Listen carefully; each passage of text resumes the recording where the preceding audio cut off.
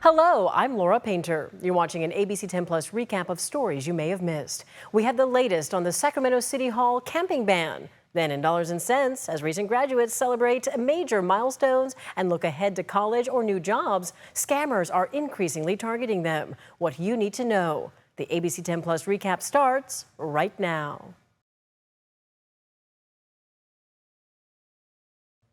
Well, we have reaction tonight after Sacramento City Council voted to ban camping outside City Hall. It reverses a policy that allowed overnight sleeping on the grounds, but now nearby businesses are concerned. ABC 10's Roxanne Elias is live at City Hall. And Roxanne, I know you had a chance to speak to city leaders. What are they saying? Well, Chris, we spoke to Council Member Phil Plockybaum, who says that right now, with what is going on, that this is not going to help the homeless. It's not going to stop it. And so we'll let you guys hear from him. Sacramento residents say they've seen it all walking past City Hall, where some of the homeless stay overnight. Squatting over, taking a poop, throwing their garbage. I don't know, just don't respect cleaning up after themselves. Gloria Ponce says she couldn't believe it was happening right behind these bushes at City Hall. It led to the city power washing outside the building's doors daily. But that's about to change after City Council passed an ordinance Wednesday night in a 6-3 vote banning camping outside of City Hall. Councilman Phil Plockybaum voted for it. While it is terrible that these folks are unhoused and are deserving of our compassion and help, we also need to insist on a certain amount of decorum, and we have these rules and these ordinances for a reason. Enforcement is an important part of the solution to helping folks getting back into housing. He says allowing people to sleep where they want isn't going to help them in the long run. And moving forward, people who were staying here will now be approached by the Department of Community Response. They'll be offering free services and helping them find housing if they want it. But advocates against the ordinance say they would rather see something that addresses a lack of permanent housing. Enforcement policies, we should be doing life-affirming policies that build one another up and that contribute to our quality of life, and so that people can get well as they wait for housing. It's a housing lottery out here that takes years. It's a shelter system that lets people languish for months and months. Nearby businesses like Mercado Urbano say they're concerned about people moving onto their property. Hector Graves says sometimes there's a lot of disorder, if you could describe it like that, because people start to break windows, they start to use the bathroom outside in the park, and those are things we wouldn't like to see happen. He says it's worrisome because some people already don't want to come to the area. Graves says, I consider the biggest fear is that people will not want to visit our businesses, and therefore we can't grow and reach our dreams as we have the right to do.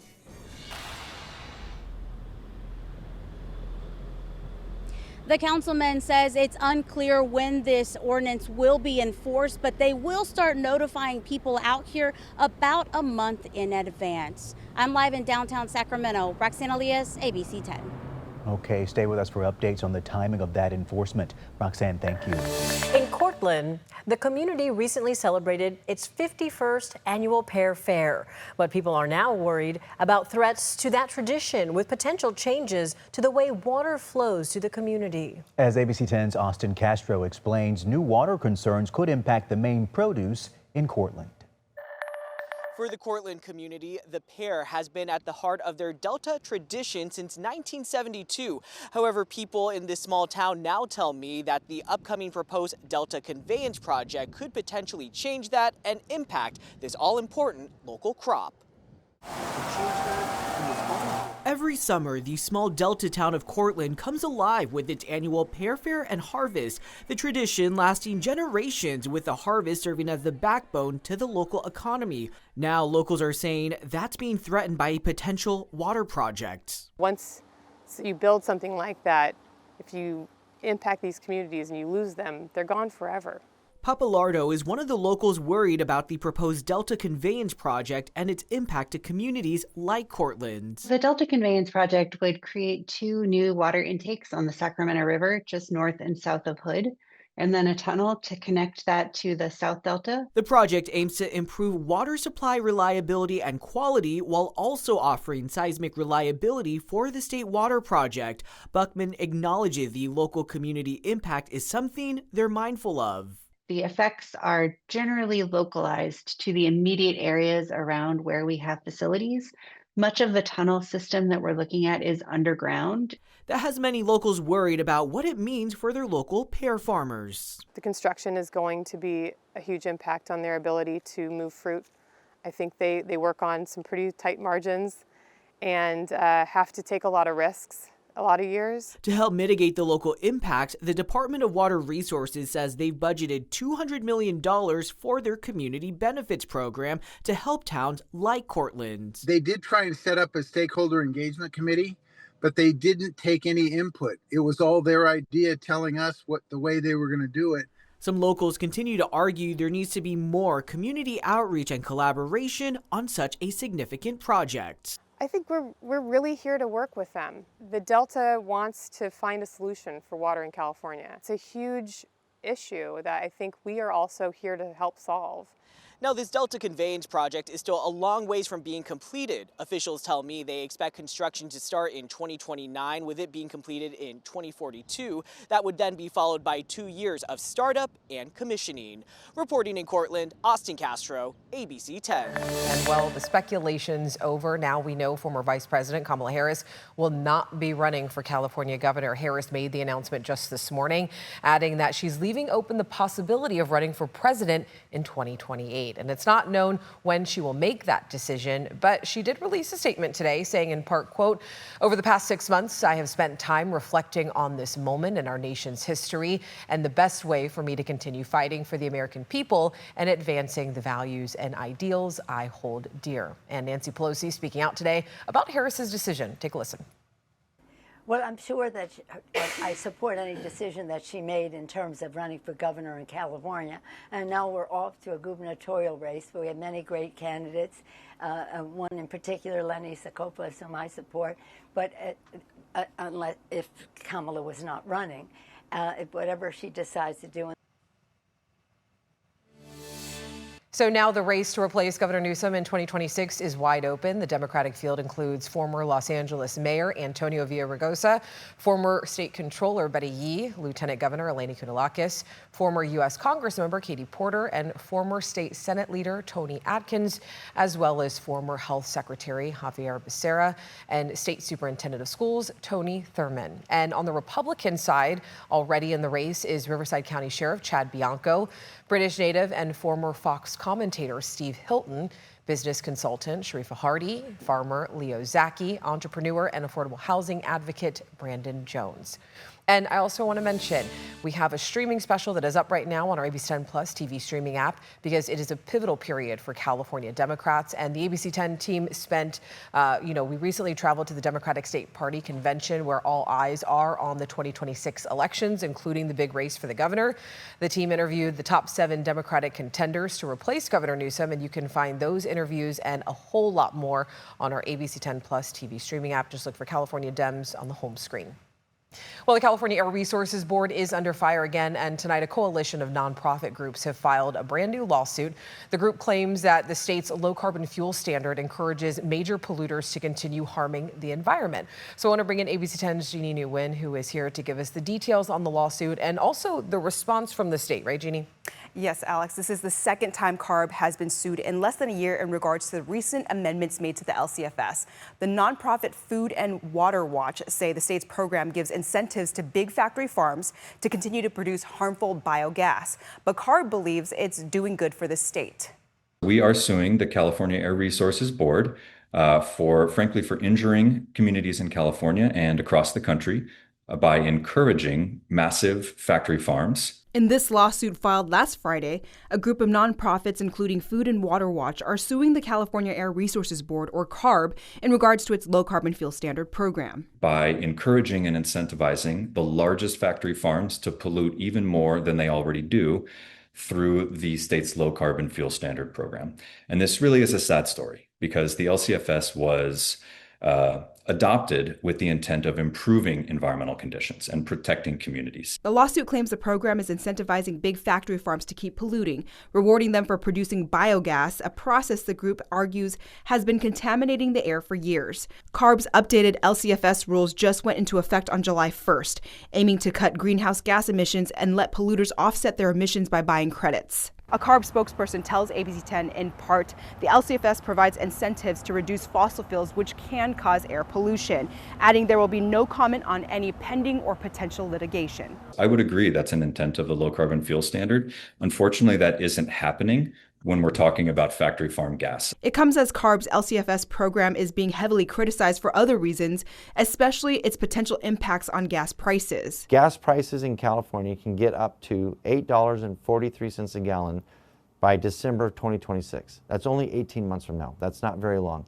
Californians can't afford $8.43 a gallon gasoline. Senator Brian Jones has requested an audit into CARB and is demanding transparency, oversight, and accountability. According to AAA, the average cost of gas in the state last month was $4.59 and is now currently $4.47. And a CARB spokesperson tells me that despite claims the LCFS would increase gas prices, that is nowhere to be seen, and that noise around this program is confusing. But the facts show that it is just noise. Alex. In tonight's Dollars and Cents, it's that time of year.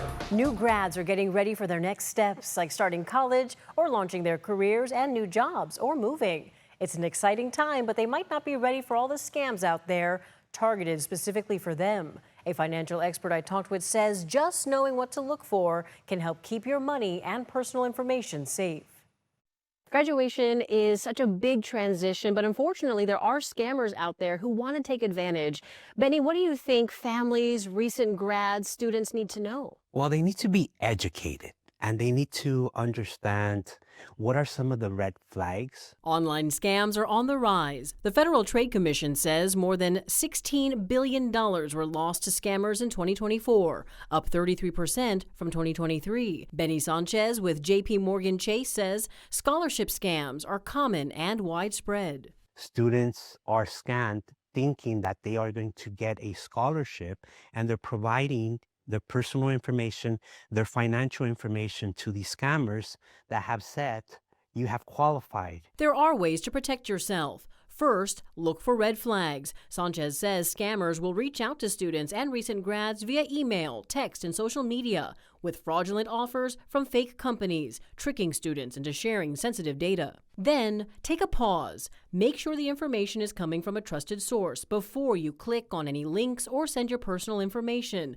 Don't click on links or open files that seem suspicious. Also, don't be afraid to ask questions. Do you have that person, whether it's a parent, a legal guardian, whether it's a counselor or an advisor at your school, or a professional at your local financial institution that could provide you the advice necessary to make sure that it is a legitimate document and that it's not a possible scam? Here are other common scams targeting students and recent grads. Job scams, fake job offers via email or social media involving fraudulent checks and requests for personal information or fees. Loan forgiveness scams, fake promises to lower or forgive student loans, asking for personal information and fees. Roommate scams, fake rental listings leading to lost deposits and no place to live. Textbook scams, fake online stores offering discounted supplies but delivering nothing. And identity theft, scammers accessing personal information through fake enrollment forms and phishing emails. Why and how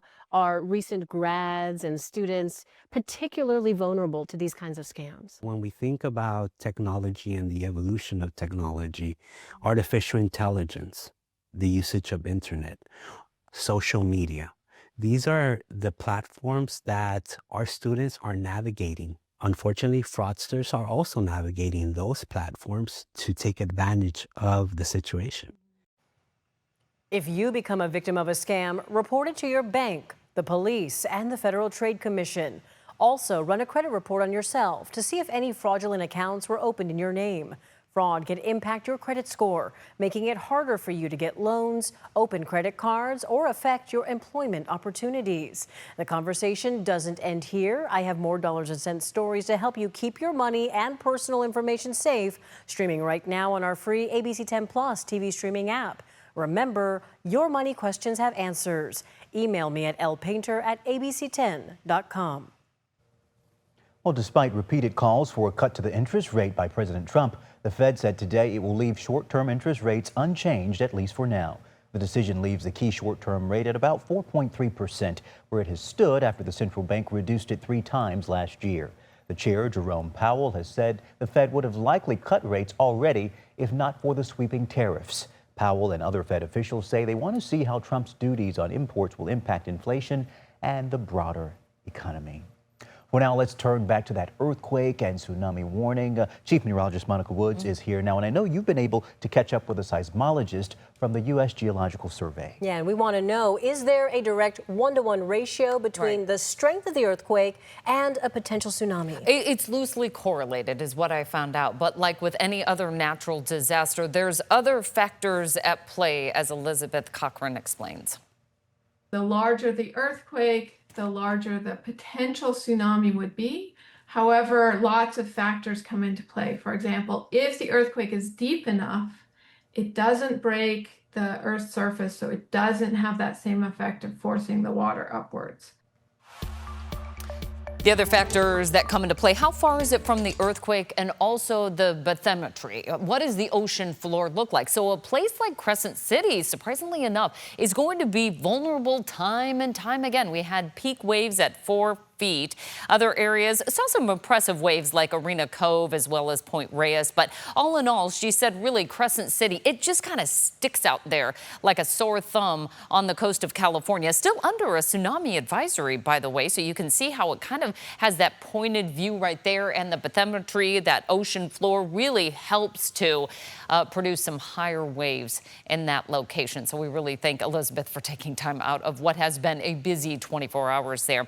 Here's a look at the entire state. No other areas really under the gun right now as far as our watches and warnings with the tsunami. However, as we take it back to Northern California, we have a couple of severe thunderstorm warnings in place all the way through tonight. That's going to last until about 6 o'clock. We have one in Trinity and also Siskiyou County just south of Mount Shasta. So a lot of active weather for today, potentially producing some lightning sparked fires. Another situation we'll be looking at here. You can see the amount of lightning popping up here on the northwest coast, all throughout the coastal range, and then also through parts of the Sierra, but most of the lightning has been east of the crest as that low pressure system kind of marches its way right through the northeast corner, allowing for that instability to take place. Right now, we're looking at mostly sunny skies in the valley, a little humid out there and parts of the foothills because of some of those thunderstorms just off in the distance. We're in the 80s and 90s. Tahoe right now at 69 degrees. That sunset not until 8:18 for the valley, and so a great night to get out and enjoy the A's. They're back in action. First pitch at 7:05, 81 degrees. That's against the Mariners. We'll wrap things up right around 70, and then we're going to end what has been a beautiful July. Tomorrow we'll still have that risk of thunderstorms in the Sierra, which we'll be tracking, but we'll have that onshore flow once again. So tonight we pretty much clear things out. A few showers up towards the northeast corner. We have more marine stratus trying to press its way through the delta, kind of giving us that last little blast of cool Pacific air as we end this beautiful July. And then the afternoon, we'll largely see those thunderstorms in the northern part of the state, but we'll be watching them for the Tahoe Basin as well. Highs for tomorrow, right around 80 for the Tahoe region, 80s and 90s down low, with 97 for our own, getting a little bit toasty there. Lots of low clouds and fog along the coast, and then clearing highs in the 60s for San Francisco. Inland areas 80s and 90s, including the Delta. Rio Vista, 91 degrees tomorrow. We're in the low to mid 90s through most of the valley. No real big pulse of warm air moving through as we wrap up this July. It's going to be really fun to kind of crunch those last numbers and see where we rank on the coolest Julys on record. It'll be more impressive, I'll be honest, for records since 1990 than, say, going back to the late 1800s. But nonetheless, we've enjoyed it. Chance of thunderstorms for Thursday, and then we dry things out for the weekend. The foothills looking at mostly sunny skies, and again, fog along the coast with afternoon clearing. Our extended forecast we keep with near average highs through the weekend. In fact, we drop a little bit actually early next week. So even as August gets going, we're still looking at some fairly cool weather to start us off. A little bit warmer next week. But again, guys, no 100s on that 10-day forecast. Yeah, this July has been definitely one for the record books. Very memorable. It's been very good to us, and good knowing you, July. Keep it going, August. Yes. Just one day of 100 degrees in July, right? Yes. Wow. Impressive. I know. A 2-year ABC10 investigation into one of California's largest charter schools is now leading to calls for statewide change. Investigative reporter Andy Judson has been following the fallout and joins us live in studio right now. Yeah, Alex, our reporting revealed serious failures at Highlands Community Charter and Technical Schools, from misreported attendance to misusing millions in public funds. Now, 2 state lawmakers are pushing for change, proposing laws that could rein in what critics say is a lawless system. Yeah, thank God for the whistleblowers. That's the takeaway from California Assemblymember Al Murasuchi, reacting to the findings of a state audit he and 3 other lawmakers called for after ABC10's investigation into Highlands Community Charter and Technical Schools. The state audit found that over $180 million was inappropriately funded. Cases like Highlands are not alone. In 2021, the charter school A3 used Little League rosters, falsely claiming players were students. Where a Superior Court found that they had defrauded California taxpayers of over $400 million. That's why Murasuchi proposed Assembly Bill 84. A lot of people don't understand that charter schools are privately operated with public dollars. And so as long as they're receiving public dollars, we need to hold them accountable. Assembly Bill 84 aims to strengthen oversight of charter schools in several key ways. It would expand audit requirements, tighten deadlines, and improve how student data is tracked. It also ensures educators are properly credentialed and thoroughly vetted. And perhaps most significantly, it would create a new governor-appointed role, an Education Inspector General, tasked with preventing and detecting fraud statewide. These are taxpayer dollars, these are public education dollars, and we want to make sure that it's spent for those purposes. But he's not the only one proposing a bill about charter schools. There are amazing charter schools. In the Senate, Senator Angelique Ashby introduced Senate Bill 414. There are also some that have shown they could have used a little more oversight. Senate Bill 414 would also raise the bar for auditing standards, requiring auditors to complete specialized training. It also calls for background checks on staff and vendors, more fiscal oversight, and faster investigations when fraud is suspected at a charter school. And making sure that every dollar that it appropriately lands in the classrooms. So what sets these 2 bills apart?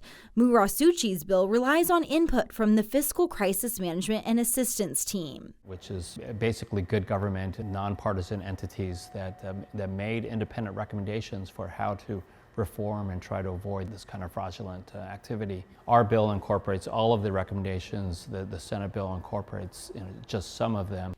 Ashby's bill relies on findings from audits from the Legislative Analyst's Office, the Comptroller, and the California Charter Authorizer.